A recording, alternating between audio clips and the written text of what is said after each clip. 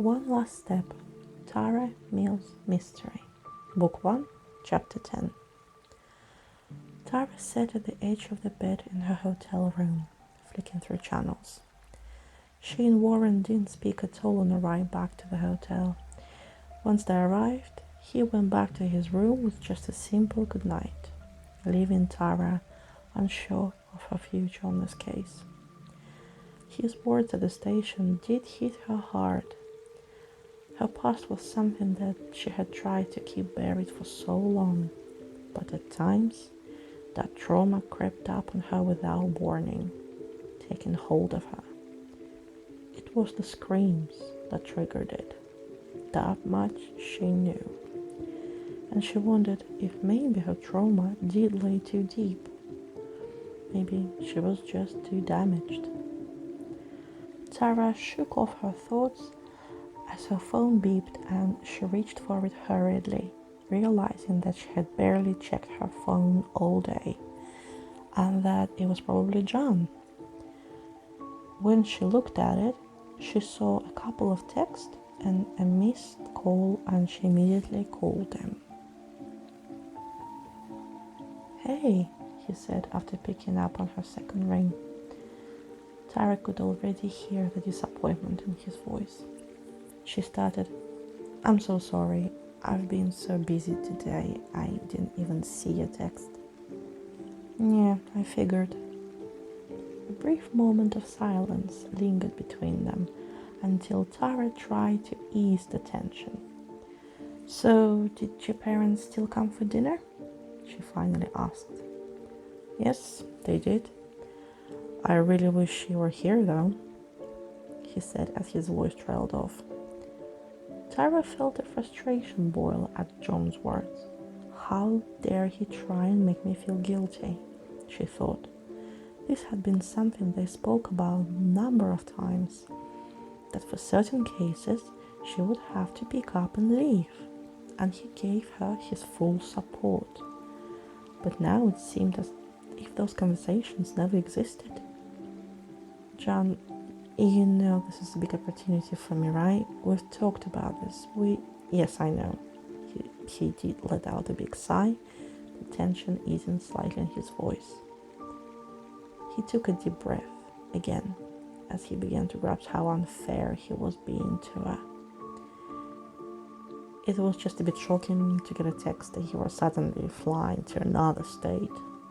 He laughed slightly at his words, and Tara felt the tension ease between them. "I'll get used to it, I guess," he said. Tara smiled as the conversation continued, and she asked him about his parents' visit. After all, it was their first time seeing the place after Tara and John moved in. "My mom said it looked great," he said. "She loved how you decorated it." Tara smiled. It was something she took much pride in, decorating that place. In some way, it made it feel more hers, more permanent. He said, "By the way, how was your day?" Tara's thoughts suddenly returned to the events of the day and her smile vanished. She simply didn't want to talk about it. There was a tinge of excited anticipation in John's voice, and she wanted to keep him there, away from the concern that he would feel. The last thing she needed for him was to worry about her. It was good, a bit stressful, but nothing I can't handle," she replied. He laughed at her vagueness. "And tell me more." A sudden heat rose to Tara's chest. "I'm not really supposed to talk about it," she started. "Plus, it's just been such a long day. I really don't want to get into this right now." He was silent for a moment. He knew her too well. But then he responded, "You haven't been having nightmares again, have you?" "John, stop," Tara snapped. It was a knee-jerk reaction, and she instantly regretted it, knowing it only fueled his worry. "I'm fine, really, I'm just tired," she said. Again, he paused, considering if he should push further. and then decided against it. He finally said, "I should probably let you go to bed then." Moments later, after saying their goodbyes, Tara placed the phone down and a wave of loneliness washed through her. She was all alone now, and only herself truly knew what went through earlier. She realized she needed the noise. She raised the volume on the TV in an attempt to subdue the feeling with noise. It helped slightly, and she watched for a little while until her stomach growled, reminding her that she had barely eaten all day. She grabbed her phone and ordered room service, but by the time it arrived, she could barely keep her eyes open.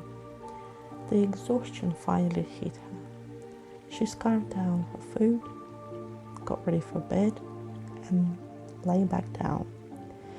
Each time she closed her eyes, the cabin came into view, and all she could hear was the woman's screams in her mind.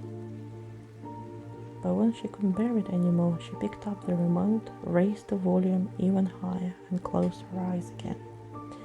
It was a trick she learned when she was younger. When the thoughts continued to haunt her, she focused on the sound, on the people talking on TV, until she finally drifted off into sleep. She stood in front of the cabin, the woman's screams hitting her like shards of glass, each one sending a stabbing pain through her body. She started to inch forward. She wanted to help her, but with each step, the screams grew louder, sending her body into agonizing pain. She closed her eyes hard, focusing on the inside of her eyelids until the screams faded into a whisper and nothing could be heard at all. But then, suddenly, the screams began again.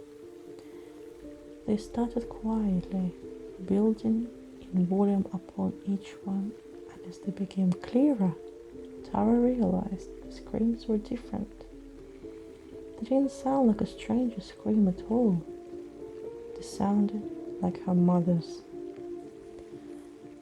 She opened her eyes, and all she could see was darkness, except for a light shining from beneath a door in front of her.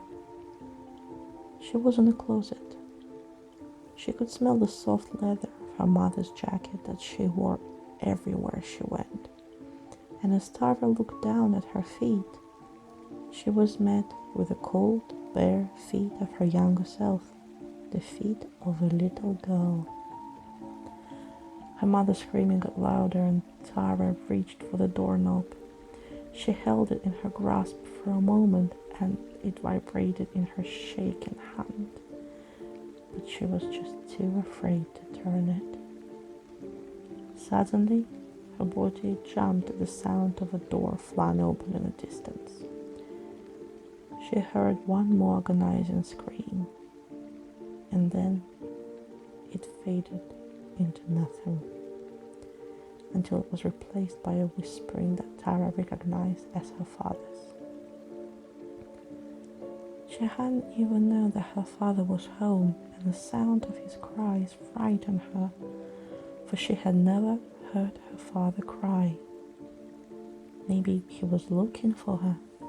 Maybe he was scared too. Tara stepped out of her closet and walked down the hall, following her father's cries. But her feet stopped short as she felt a warm liquid between her toes. She looked down, and her mind suddenly swirled into a haze. Blood covered her feet, and as she looked toward the living room, she was met with her mother's blank stare and a pool of blood. Her father stood over her mother, and for a moment he didn't even realize Tara stood in front of him. He just looked at her mother, and blank stare in his eyes, until he slowly picked up his head. His eyes moved to the corner of the room, an area Tara couldn't see from over that she stood in, and he stared at it longingly until he finally spoke. "Why?" he asked, with disbelief reflecting in his eyes. There was no answer, and then her father's eyes suddenly moved toward Tara, realizing she stood there for the first time, and his face abruptly morphed to something else. The look Tara hated. It was the look he had given her mother many times before he got angry at her. "I had to do it," he said. "You understand, right?" Tara stood terrified, feeling her mother's blood begin to dry on her bare feet. "You are not going to tell anyone about this, right?" Tara's small body stood frozen. She looked at her mom, hoping she would wake up and help her. But all she could see was the blank stare in her eyes. And she knew she was all alone. "Right?" he repeated. "You're not going to tell anyone?" A smile began to creep on his face, an attempt to calm her as he crept forward. But Tara knew what she had to do next. She turned on her heels and ran. She ran down the hall toward the front entrance. She ran past her bedroom and past her parents' room.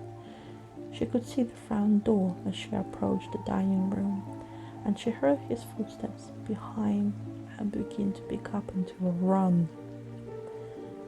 She could see through the storm door and that her neighbor was in a driveway pulling groceries from her car. Tara screamed and cried uncontrollably as she flung the door open. The startled neighbor looked over at her. Suddenly Tara jumped up in bed and was relieved to find herself in a hotel room. It was just a dream, she told herself as she reached for the lamp next to her bed. Light filled the room, and Tara focused on her breathing, slowing the rhythm of her heart. It was her most vivid dream yet, and Tara wrapped her hand, wiping away the coolness of the doorknob she could still feel. Afraid to close her eyes, she stared at the TV as she wondered again if maybe she was just not strong enough for this case.